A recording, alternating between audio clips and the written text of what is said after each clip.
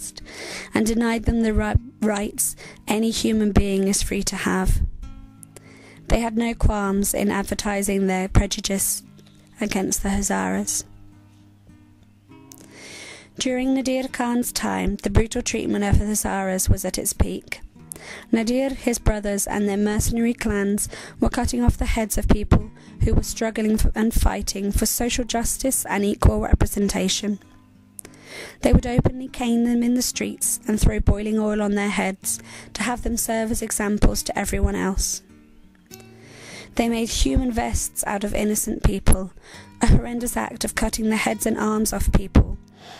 They pulled their nails out as a form of torture, held public hangings. All of this was the daily norm during Nadir Khan's reign. In this market of blood, the blood-sucking spies and traitors were profiting from the death and torture of Hazaras and Hazara supporters. There were monetary rewards as well as prestigious titles and posts to be awarded for anyone who aided Nadir Khan in his path of destruction. With the consultation of the British, Nadir Khan likened to a madman, holding a sword and blindly and indiscriminately cutting people's heads off in various communities.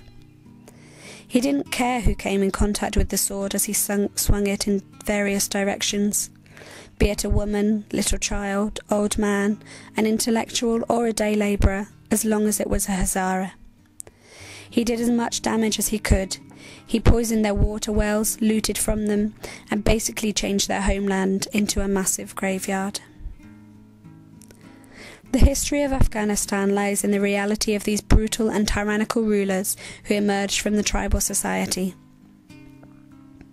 History was made by these bloody tyrants of tribal people who never hesitated to eliminate those who were different from them. The barbaric rulers would stay the voices of the people to keep them from crying out against the injustices inflicted on them. As British mercenaries, they used religion, and anything else they could get their hands on, as a tool to manipulate the masses and gain control. This is how they created history. Remembering all the injustices and sorrowful events that have taken place in Afghanistan, it is quite clear what is lacking: social justice, democracy, equal representation. The only way to save a society or a nation is to have these vital things. But Afghanistan has always had a problem with a small minority who have always called the region their own homeland. The tribal people have figured that the only way for them to survive is to abolish social equality and justice for the rest of the tribal ethnic groups. Thus, they have gained political power through manipulation and have been used and abused by other foreign powers for their own agenda and benefit. Their main goal has always been to massacre and oppress others. However, it is important now more than ever for Afghanistan to establish democracy, social justice and equal representation. If they are not set up, it will then just prolong the suffering and prolong the miserable state that these people are in. The Pashtuns have always claimed that they are the rightful rulers and guardians of the country, and if they continue to think like that, then there will be no remedy for the country, and the hatred born of this injustice will always be there. Abdul Khaliq, symbol of hope. Abdul Khaliq, the martyred hero, fought against tyranny and oppression. His goal was to bring about social justice and equality, especially for his people. He sacrificed his life for such a noble cause.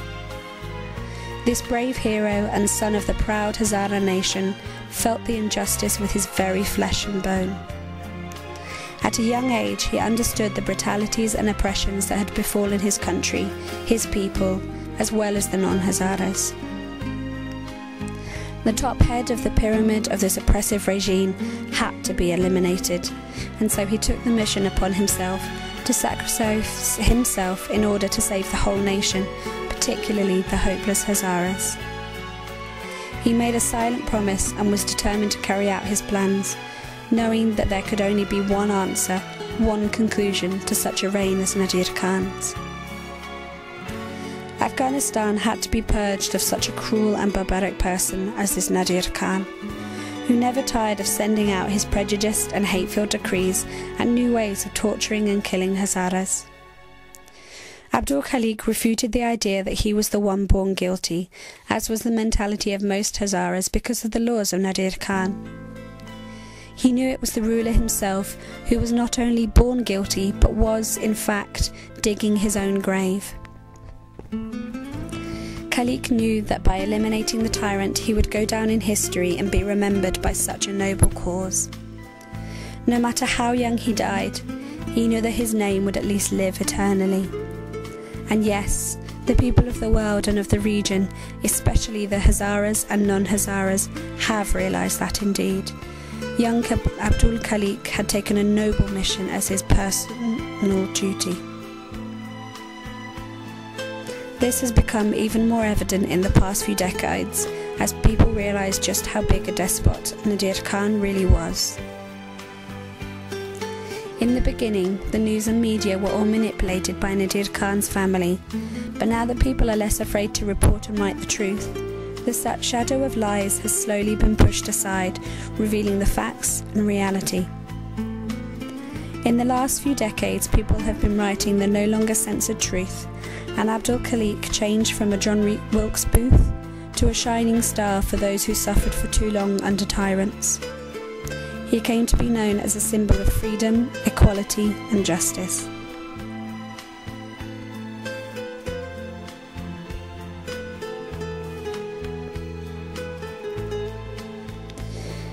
The dark times led Abdul Khaliq to his life's mission.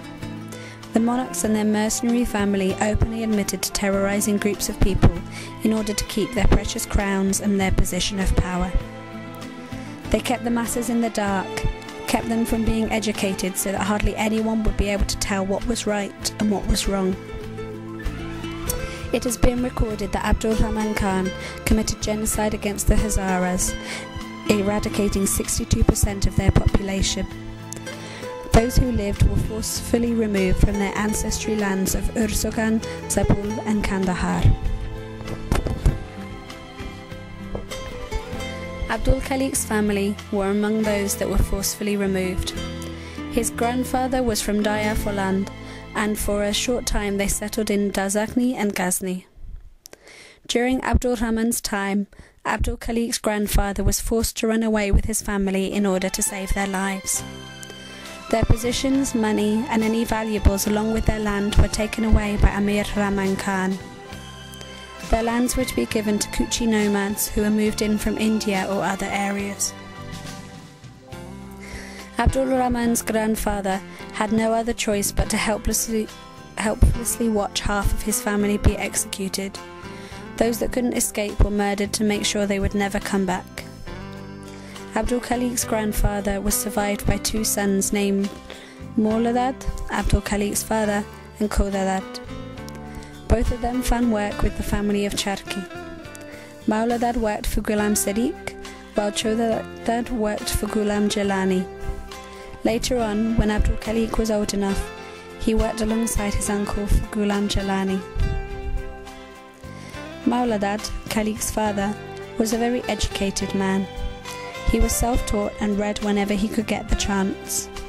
He would often accompany Ghulam Sadiq on short business trips to Europe and learnt how to fluently speak German, English and Russian. He was also very politically opinionated, well aware of everything that was happening around him. Abdul Khaliq and his family came under the influence of movements for social justice and democracy. Abdul Khaliq was especially moved by these ideas and at a younger age was influenced by the movements. He witnessed the struggle for freedom and social justice and willfully became a partner and follower himself to fight against the tyranny of the puppet regime of the British. Abdul Khaliq was born in 1916 and his father, Mawladad, had a special hand in his upbringing from the start. He paid special attention